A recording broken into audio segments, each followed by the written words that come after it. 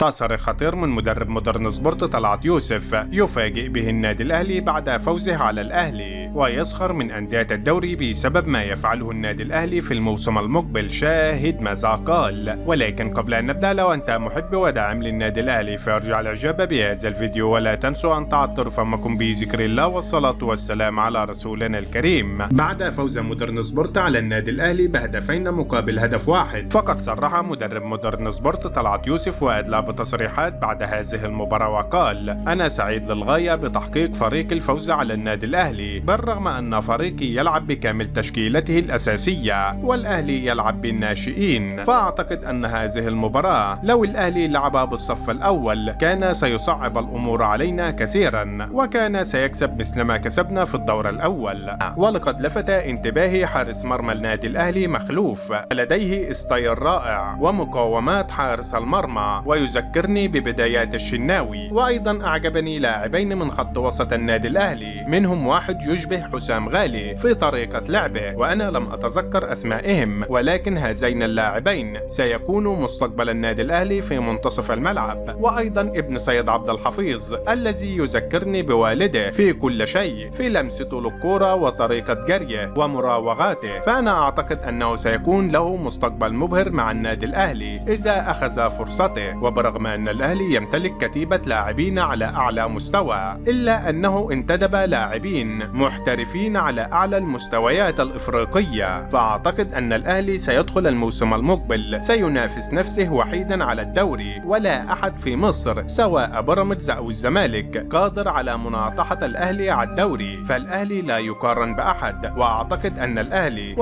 أن الأهلي سيحافظ على لقبه في الدوري وأيضا في بطولة إفريقيا. الأهلي يجهز نفسه لكأس العالم للأندية. الأهلي هو الذي يشرف مصر في البطولات العالمية والإفريقية أيضا، فأنا أتمنى من كل أندية الدوري التي تبكي بسبب ما يحدث لها في الدوري أن تتعلم كيفية التخطيط والإدارة من النادي الأهلي. وكان أمنية حياتي صراحة أن أدرب النادي الأهلي في يوم ما، لكي يكتب في تاريخي أنني دربت نادي القرن الإفريقي. وفي النهاية شاركونا بآرائكم حول هذا الموضوع، ولا تنسوا الاعجاب بهذا الفيديو والاشتراك في القناة ليصلكم جديدنا.